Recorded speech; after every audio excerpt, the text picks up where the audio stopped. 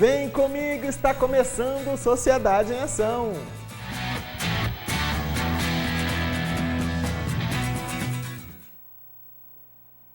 Bom dia, telespectador da Vale TV. Está começando o nosso Sociedade em Ação. Hoje é sexta-feira, dia 21 de agosto, e o programa que vai ao ar segundas, quartas e sextas-feiras, de 11h30 ao meio-dia, com informação, muita informação e muitas pessoas do bem, que fazem um bem ao próximo. Eu tenho um imenso prazer de receber aqui a dona Heide Christ. Ela é fundadora, coordenadora da Associação Mantenedora Pandorga, lá no município de São Leopoldo. Dona Heide, obrigada por estar aqui no Sociedade em Ação. Bom dia. Bom dia, e a Pandorga agradece que vocês nos lembraram da gente. Sempre vou lembrar dessa associação que é de São Leopoldo, ali do bairro Rio Branco, da rua Pedro Pérez 141. Associação essa que trata de crianças e jovens com autismo grave. Isso. Há 20 anos. Há 20 anos. 20 anos nessa luta, dona Heide. E como começou a Pandorga? Pois é, até a gente... Bom, eu tinha trabalhado, estudado, estudei educação especial, estudei fora do Brasil, na Suíça, e trabalhei com autistas lá. Aí voltamos da Suíça em 90 e eu tinha me apaixonado pelos autistas com os quais eu trabalhei lá. E para mim era óbvio que eu queria continuar a trabalhar com pessoas, com crianças, pessoas com autismo, aqui quando a gente voltou para São Leopoldo. Voltamos, fui conversar com neurologistas, psiquiatras, com médicos, pediatras, e o que eles me diziam? Que não havia autistas na região. Na nossa região do Vale dos Sinos, há 20 anos passados. Há 20 anos. Né? Então, imagina como hoje em dia falar sobre autismo, né? Uma coisa bastante comum, até a gente ouve na mídia seguido. E há 20 anos recém atrás se dizia que não havia os especialistas. Na verdade, na área, diagnóstico, neurologista, né? Psiquiatra. Diagnóstico. Então, na verdade, não se sabia diagnosticar o que a pessoa com autismo. Então, se dizia que a pessoa, que a criança, que o jovem, o adulto, que era assim diferente, obviamente ele tinha uma deficiência intelectual, né? Mental, uma deficiência intelectual, como se diz hoje em dia. Alguns diziam, psicólogos, psiquiatras, neurologistas, diziam que os pais não tinham ensinado os filhos. Os pais tinham preguiça de ensinar a tirar fralda. Os pais tinham preguiça de levar para uma escola porque preferiam deixar em casa, porque ele mesmo não falava. As crianças não tinham muito interesse, então eles deixavam eles brincar em casa, ou deixavam até às vezes num quartinho quando eram muito agressivos. Tinham essa forma de tratamento com essas... E tinham esses seres tempo especiais, onde se dizia que eram as famosas mães geladeira. É porque as mães não queriam esse filho, por isso esse filho ficou diferente. Né? Então, isso foi um tempo muito, muito difícil para essas famílias que tinham esse filha especial, porque se dizia que, na verdade, eles nem queriam esse filho, então esse filho ficou assim. Há um então, preconceito ainda, dona Heide, com os autistas? A própria família, quando tem um diagnóstico? Certamente. Né? Certamente porque eu acho, nem é tanto porque a família não queira ter essa pessoa especial no seu meio, mas é a pessoa com autismo, principalmente quando a pessoa é só autista, não tem uma deficiência intelectual associada, que é 80%. 80% das pessoas que têm autismo também tem alguma síndrome, alguma deficiência ou alguma deficiência. Alguma soma de problema. Então, por exemplo, nós temos na Pandorga 2 crianças que são extremamente inteligentes, mas são pessoas com autismo, crianças com autismo. Qual a característica do autista? Para a gente colocar para o nosso telespectador o que a característica de uma criança com autismo. A pessoa é inteligente para certas coisas, a gente observa como ela observa e aí entende, e ao mesmo tempo a pessoa com autismo grave, isso é uma das características próprias dela, que ela não fala palavras, mas ela tem outros jeitos de se comunicar. Expressão.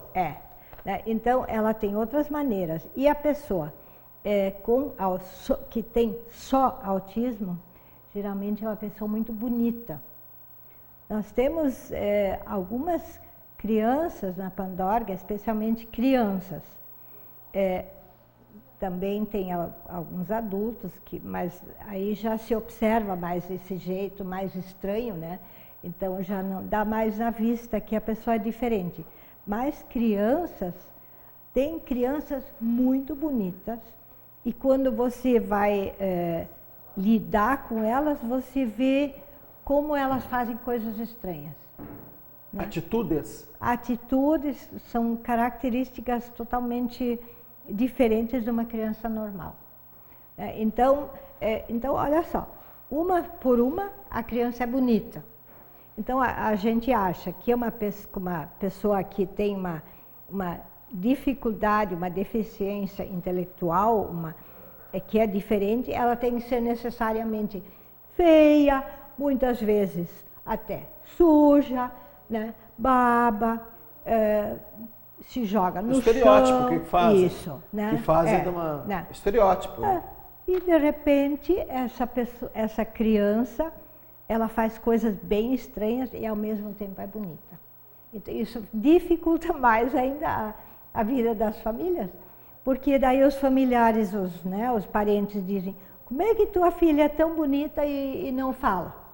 E a saúde do Estado, as clínicas, os hospitais, as casas de saúde, eles conseguem diagnosticar um autista?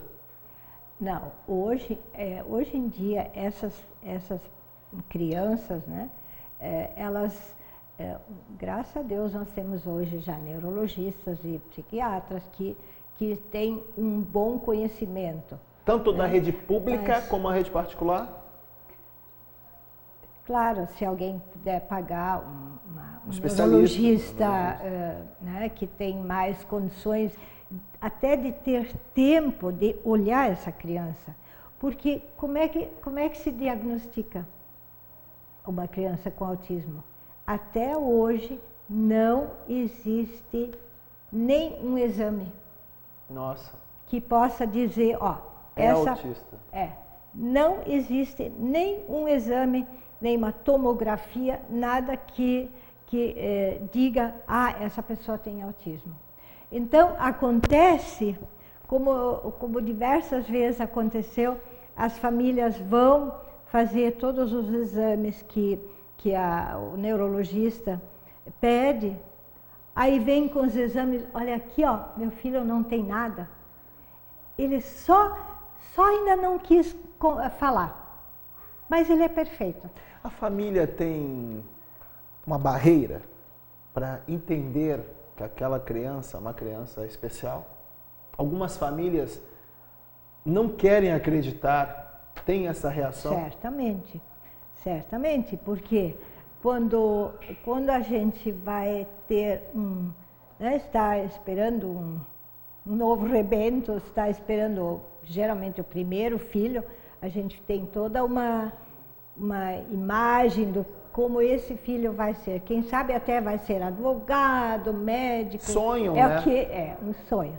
É o que as famílias aí nos dizem, que a gente, a Pandorga, nós tentamos cuidar, caminhar com as famílias, né? Dentro das nossas possibilidades de tempo, mas a gente tenta dar muita atenção para as famílias. Quantas famílias? E aí elas dizem, a Pandorga atende há anos um máximo de 40 pessoas. 40 pessoas. 40 pessoas.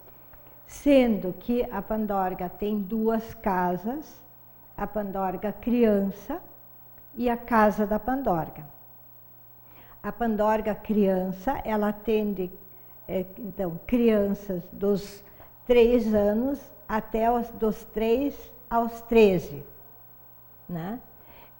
De segunda a sexta, a gente atende 12 crianças nessa idade. Tá? Isso é a Pandorga Criança. Que fica,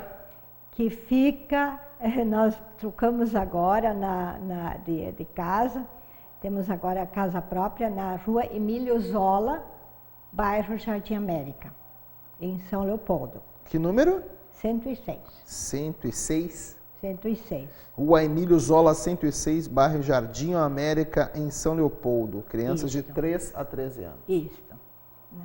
E nós temos a Casa da Pandorga, que trabalha na parte da manhã com 12 jovens, adolescentes, jovens adultos, e de tarde com 16 jovens, adolescentes e jovens adultos.